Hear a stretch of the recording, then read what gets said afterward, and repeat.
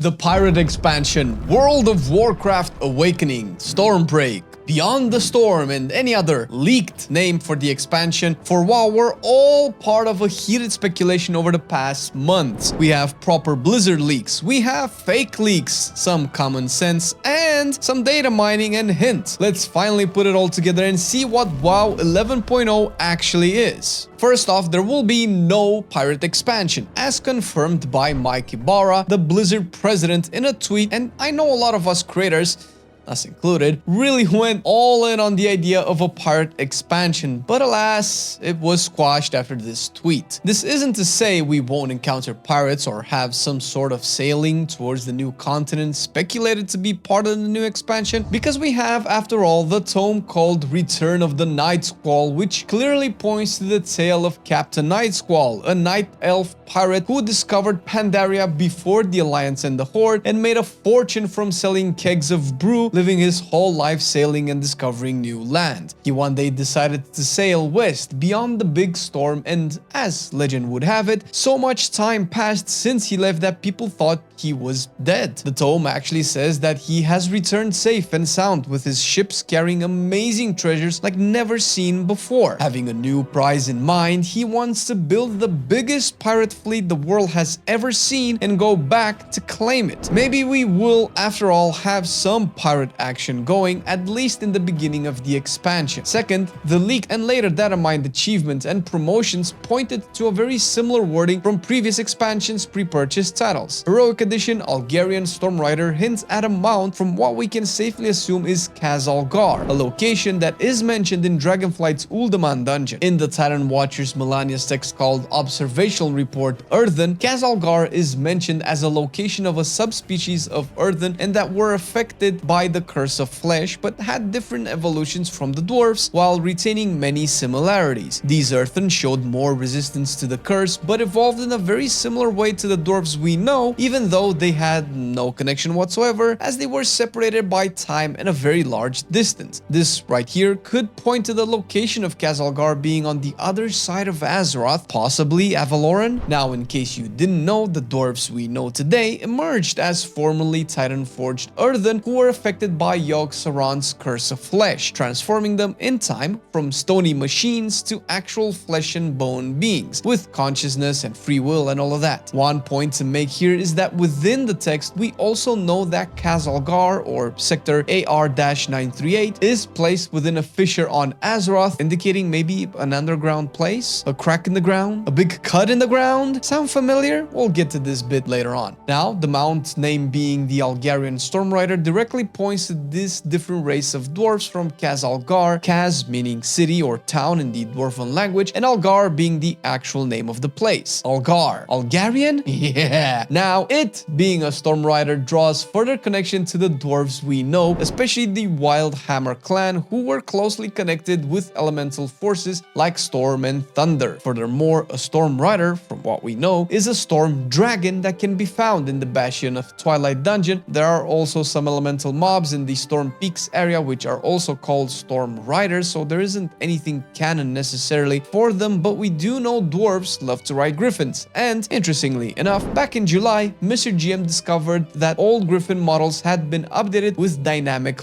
flying, basically enabling these mounts to do all of the stuff our dragons are currently doing in the game. While not available now, it's important to note that the system is already in place for the griffins. This also ties in with what looks to be new dragon riding race achievements from the Blizzard leak: Stormrider, Bronze, Silver, and Gold. I'm not saying these will be griffins. They could, by all means, be storm dragons, as this different race of Earthern share similarities with dwarves, so they are not 100% the same. But if they do make their living in caves or caverns or anything underground, it doesn't really make sense for them to have storm dragons, who thematically would better fit somewhere where a storm could hit, outside, you know? Now, for the third batch of information, there are dwarven themed cosmetics datamined as well. There is the Dwarven Crown Splitter, which will be available on the trading post sometime in the future, but there are also some account-bound appearances like the Wildhammer Scout's headgear and the Regal Griffin Rider's headgear. On top of the Storm Rider Storm Hammers, which have been datamined as text, no models are available yet, and we don't have any flavor text to mention the sources of these hammers. These are all heavily Dwarven inspired, and although we couldn't really expect an entire expansion based only on dwarves, they will surely play a big part in things to come. In theme with dwarves and fishers on Azeroth, we have the now deleted tweet and video from Towley, who mentioned a place more underground, more cavey, as opposed to what people were speculating about with the South Seas and ships discovering islands and stuff. Since the tweet got deleted, we cannot check his exact words, but funny enough, he later tweeted pictures of a rock and a scarab with no context to them. Caves once again? Silithid? Big sword in Silithus having to do anything with this maybe? Now, if you don't know, Tally has lots of connections at Blizzard, and he did hint at previous expansions multiple times before and was always kind of proven right, so the fact that he deleted his original tweet and video on the next expansion makes you wonder if he gave away too much and was asked to remove those, or people would get in trouble. As much as we would be giga disappointed if the new expansion would start somewhere underground because Zarla Caverns got old really fast, it would make sense for some sort of cave, cavern, or in-mountain type zone for a Dwarven-like race to be placed. In line with Towley's tweet, with pictures of a rock and a scarab, later on WoW had datamined some new scarab mounts and scarab's shields that will be coming to the trading post sometime in the future. Again, thinking of Silithus, the big sword, something Ankiraj. Remember that Khazalgar is located where a fissure occurred? The Sword of Sargeras created just that, and I'm kind of speculating here that if they find a way to have the sword removed, they could see some events occur there that would eventually lead to an expansion on what happened in Khazalgar and why those Earthen have shown more resistance to the Curse of Flesh and developed different than the ones on our side of Azeroth. Last point to make here is Chris Metzen. We made a whole video about what fuels his creative drive, and dwarves do seem to fit a lot better with whatever narrative vision he could potentially have for the next expansion.